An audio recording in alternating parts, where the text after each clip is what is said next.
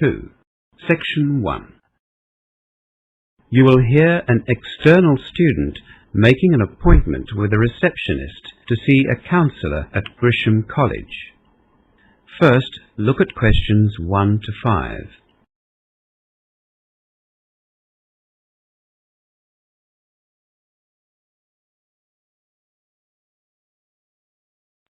You will see that there is an example already done for you.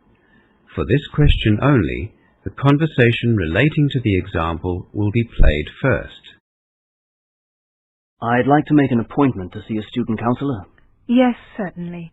Are you a student at the college? Yes. I'm studying linguistics, second year. Right. I'll just get a few details. Jack said that he is in his second year, which means he is a current student, so B is the correct answer.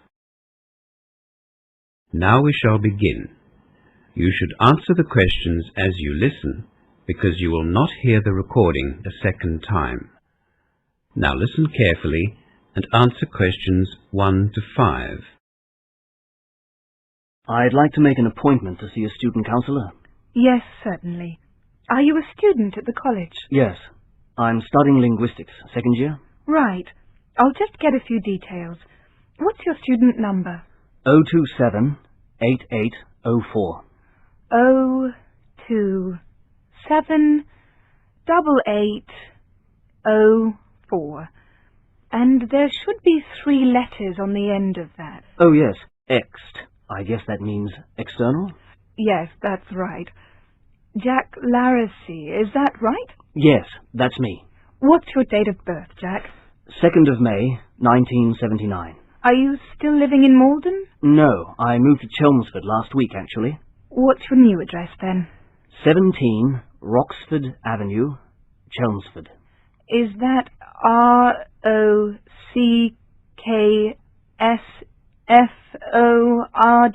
Yes, that's right. The postcode for Chelmsford is CM3 94Y. Thanks. What time would you like to have your interview? When are you open?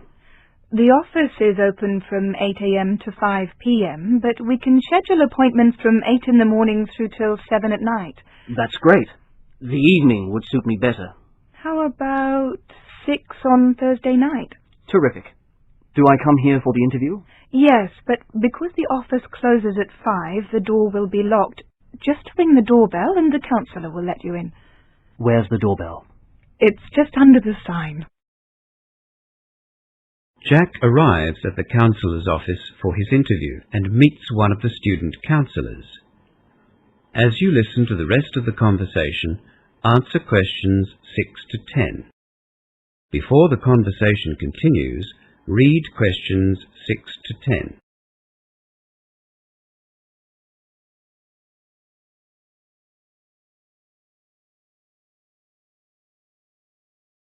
Hi, you must be Jack.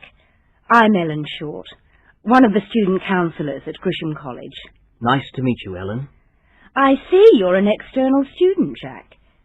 Do you find it difficult to do your assignments without going to lectures? Oh, not really. We get really good study guides that have all the information we need, but we can also contact the lecturers by phone or email. It's been a great course. That's good to hear. Now, what can I help you with? I'd like to talk about my career options.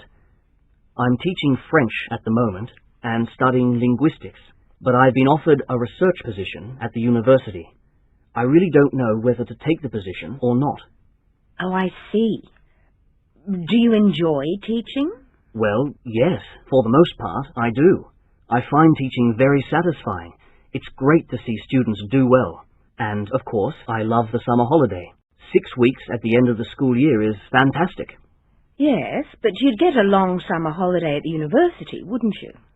Yes, I think it's an even longer period. Is there anything that you don't like about teaching? Oh, yes. Lazy students who don't want to do any work, or the ones that behave badly and disturb the rest of the class. That can be very difficult. I guess I am a little tired of teaching. The pay for teachers isn't very good either. In fact, I find it difficult to save any money from my salary. I see.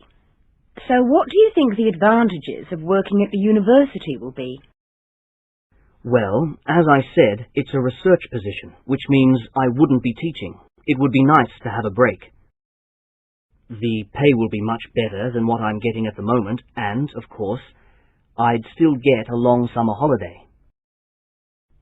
And professionally, I think working at a university would help me in the future. So, are there any negatives? Well, the only real negative that I can think of is that I'll be working by myself. I'm not really used to that.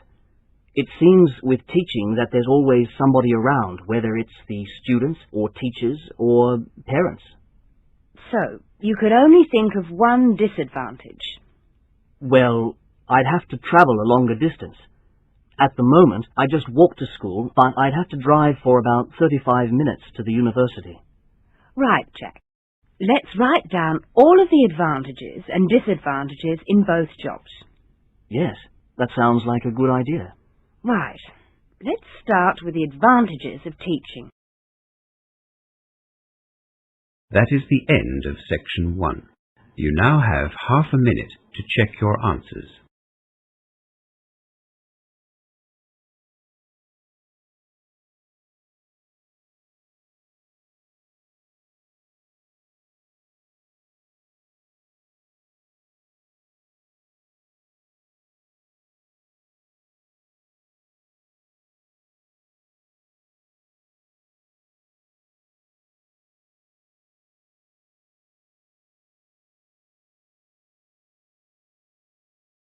Now turn to section 2 of your listening question booklet.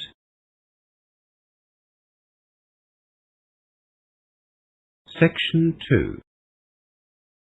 You will hear Constable Andrew Gray talking about a problem in the Darlinghurst area to a group of international students at the University of Technology International Centre. As you listen to the talk, answer questions 11 to 15. Before you listen, look at questions 11 to 15.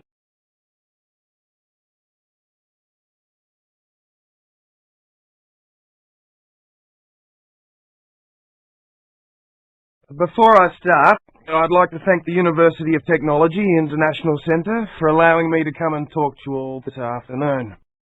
The reason for my visit is to outline a problem that female international visitors and students have been having in the Darlinghurst area. For the last month or so, thieves have been targeting the area, snatching handbags and backpacks from unsuspecting women. Now, as you probably know, Darlinghurst is very popular with tourists for shopping and sightseeing, and it's also a popular meeting place for students. There are lots of cafes and coffee shops, and unfortunately, we've had some thieves taking advantage of these conditions. The thieves are young and fit. They grab the bag from the woman's shoulder or out of her hand when she's involved with something else. You know, deep in conversation or window shopping. So they grab the bag and then run away very quickly. By the time the victim realises what's happened, the young man's out of sight and there's little hope of catching him. The victims are always female and almost always a visitor to the area. When these incidents first started, the victims were always by themselves, but now it seems they're becoming braver and targeting women in groups. Age doesn't seem to matter to the thieves, it's just a matter of opportunity. They look for someone who isn't consciously protecting their bag and for a place with an easy getaway. You know, not too crowded. We've only had 2 of these bag snatchers almost caught when the victims chased after them. Unfortunately, on both occasions, as soon as the women reached the thief, he threw the bag right at them and then escaped. One woman was hurt quite badly. They really are brazen. We don't encourage you to chase these thieves. There are many small laneways and streets in Darlinghurst that the thieves can escape into. We just don't know what they're likely to do, and we certainly don't want anyone to get hurt. So, what can you do? Well, unfortunately, not much. But we are asking that you be aware of this danger. If possible, walk with a friend while you're in the area. Hang on to your bags carefully. Don't leave your bags on the ground at one of the many cafes while you have a coffee or a meal, and don't leave it on a chair or tabletop. In other words, be alert at all times and conscious of your bag while you're in the area. We also caution you about carrying anything too valuable in your bags. Don't, for instance, carry too much cash, and please ensure that you know the details of all of your credit cards. It seems like the thieves are not only after cash, they've been using credit cards illegally on the internet to purchase goods or access pornographic sites. So some of our targets not only lose the cash they have in their bags, but they get a nasty surprise when their credit card bills arrive at the end of the month. It's vital that you keep your credit card details and report your loss to police. Before the final part of the talk, look at questions 16 to 20.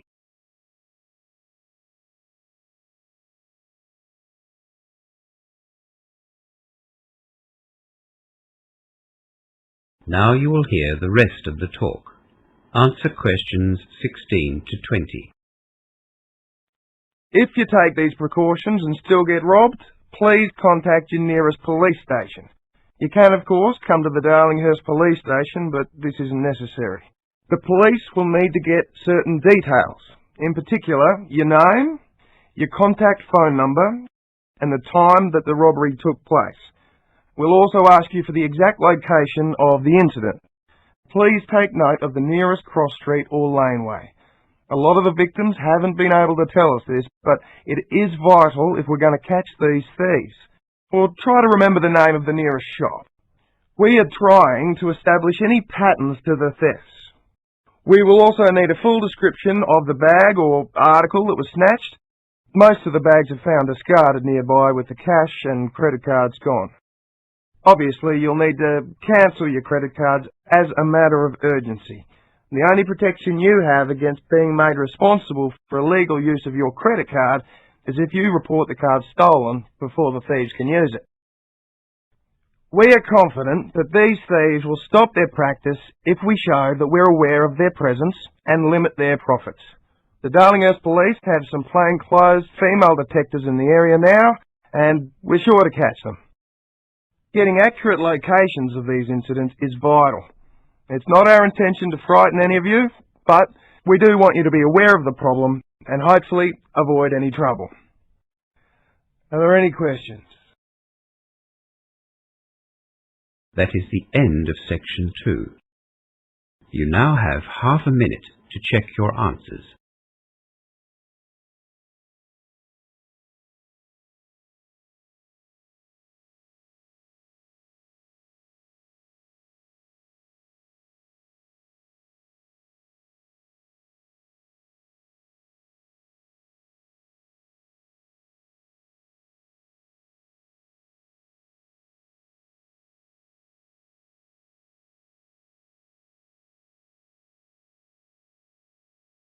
Now turn to section 3 of your listening question booklet.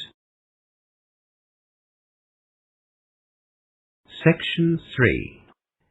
In this section, you will hear two students talking to their tutor about a presentation they are going to give. First, look at questions 21 to 30.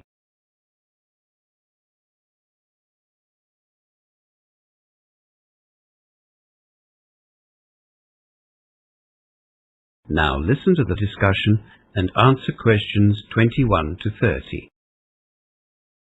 Jane and Rick, nice to see you both. How's your presentation coming along? Well, that's why we're here. We'd like to ask you for some clarification. Yes, I'm afraid we are not quite sure that we understand exactly what you'd like us to include in our report. I'm glad that you came to see me, but the deadline is only 3 weeks away. Are you going to have it done by then? Oh, yes. We think we've done most of the time-consuming work. We just have to pull the information from the survey together and present it in the right format. That's good to hear. Collating is the fun part. Did you follow the steps I outlined in the questionnaire survey? Yes. We found that the most difficult step was the first one, defining our objectives, and then, of course, writing the items to match. What topic did you choose? We decided to survey international students about their experiences and the challenges that they faced when they first came to Australia. Right.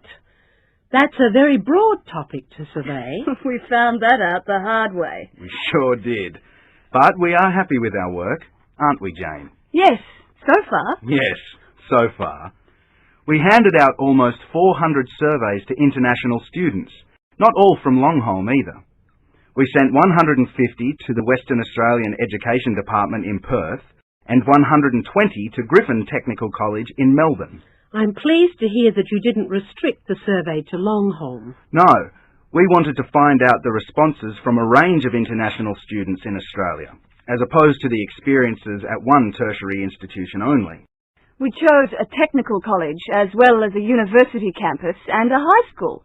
That gave us access to students of different ages and different disciplines. So, how many respondents did you get? Well, in our trial of the survey, we received 44 out of the 50 surveys. That's 88%. But that was tightly controlled. We didn't expect such a high percentage of returns from the actual survey itself. We had hoped to receive about 70%. Yes, we were both a bit surprised, really. We got over 320 surveys returned. 322 to be exact. That's 80%. 322 out of 400? Yes, that is an impressive rate of response. Did you have to do a lot of follow-up work to get those? We sent out some postcard reminders to some students who hadn't returned the surveys by the deadline, and from them we received another 38 surveys back. Rick had written a very persuasive transmittal letter that accompanied the survey. In the letter, he appealed for their individual contribution so that the situation for international students might improve. Transmittal letters can be very effective. Well done. So, it sounds like you followed the correct procedure up until now. You set your objectives and wrote items to match those objectives. You gave out trial surveys, collected them, chased the late surveys. I hope you had also analysed your pre-test trial results before sending out the actual surveys. Yes, analysing the data from the trial survey was very useful. We checked all of the responses to each item in the pretest and found a pattern in some items that had been left unanswered. We rewrote those items that were ambiguous or open to different interpretation. The actual survey worked better because of this. Trial surveys can be invaluable. So, you sent out your transmittal letters with the survey and got a high percentage of responses. You shouldn't have any problems making general conclusions for your survey. Yes, we have collated all of our data, which took ages after we received the actual surveys back. We haven't started to make conclusions yet because we are not sure how to begin our report. You've done the majority of the work, as Jane said, the time-consuming part. It'll probably help you to know the three main criteria I'll be using to mark your presentations. The first is the quality of your questions' objectives. Make sure that you don't give me aims of the survey. I want clear objectives for each item. The second criterion is the quality of the items in your questionnaire. Well, we are quite confident with the items. We analysed the pretest trial quite thoroughly. Yes, you have already completed that section, obviously. The third criterion will be judging the quality of your analysis of the data and the conclusions that you draw. This is always the most interesting part of the presentations for me. Should this include percentages and tables and graphs to display the data? Absolutely. Make your conclusions as visual as possible. They should be easy to read and easy to follow. Ensure that the tables and graphs are clearly labelled with appropriate headings and only include relevant data. That's great. Thank you very much. We know what we need to do next. Yes, thanks a lot. My pleasure. I look forward to seeing your presentation in March. That is the end of section 3. You now have half a minute to check your answers.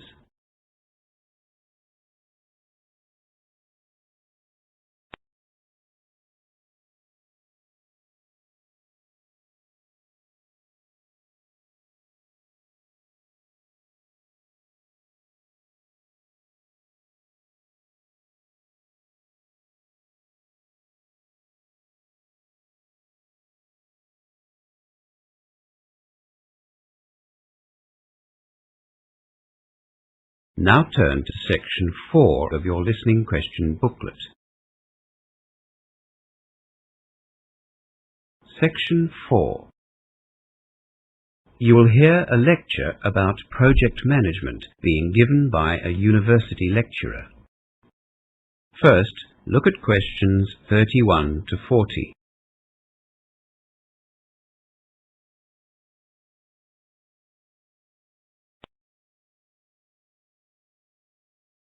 Now listen to the lecture and answer questions 31 to 40. I'd like to begin today with a quick review of last week's lecture. We saw the definition of project management as something which has a clear beginning and a clear completion date with goals, a budget, and a schedule. We saw its presence in the private and public sectors in many different industries. You'll also remember that we outlined the life cycle, as it were, of a project and looked at the first of a 4-stage cycle, establishing the limits of the project. Today we're going to talk broadly about the second stage of project management, developing a plan for the project. Next week we'll focus on the implementation of the project, and then the final stage, its evaluation. Let's get started on today's topic though, planning the project. The success of a project will depend on the skills and care which you put in at this initial planning stage. Planning is not only necessary in terms of budget or cost, it's also crucial that you consider the time frame of a project and the standards which you'll be expected to provide. These 3 elements are, of course, integrated. Project planning is best conducted as a team. You might have to take responsibility for handing over the final plan, but without a team behind you, you'll find it almost impossible to plan effectively. We'll discuss budgetary planning firstly, because that is, of course, what you are most likely to be evaluated on by your own manager. Before drawing up a budget, you'll need to understand the time frame involved to carry out the work and the standard of delivery at which the labour and materials are to be supplied. Now, this is arguably the most difficult to plan for. You'll never plan completely accurately for a project in terms of money, but you will become better at planning realistically. And it is this part of the planning process that you will do last. The best way to plan the cost of a project is to consider all the factors involved and how those factors relate to time and standard of delivery. Write these down on a spreadsheet format and begin the task of costing and estimating. The company that you're employed by will always have their own systems in place for doing this. They will also indicate the kind of profit they are looking for, usually in percentage terms. The second stage of planning is the allocation of time to a project, and for this you'll have to canvass others for help. Only by asking the advice and opinions of those with expertise in the field will you be able to establish the size of each unit of work to be completed and the order in which those units of work should be carried out. Remember that some units of work may be done simultaneously, but many cannot.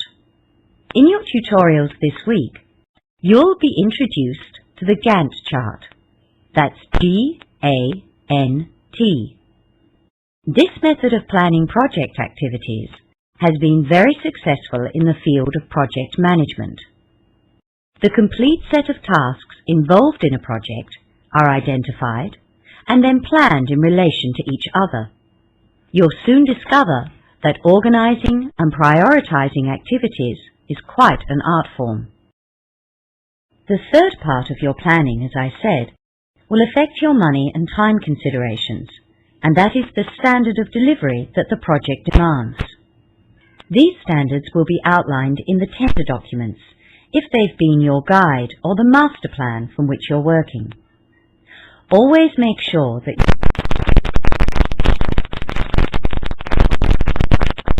for every unit of work that is to be completed, you'll have to write specifications.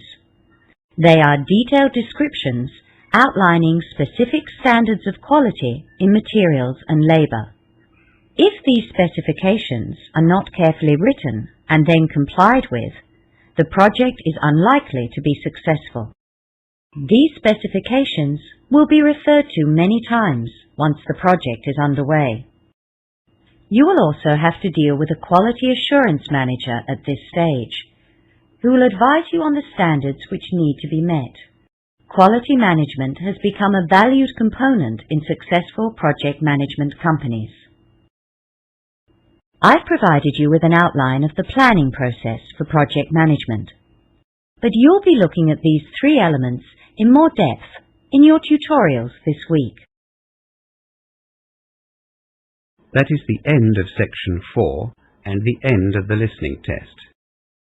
You now have half a minute to check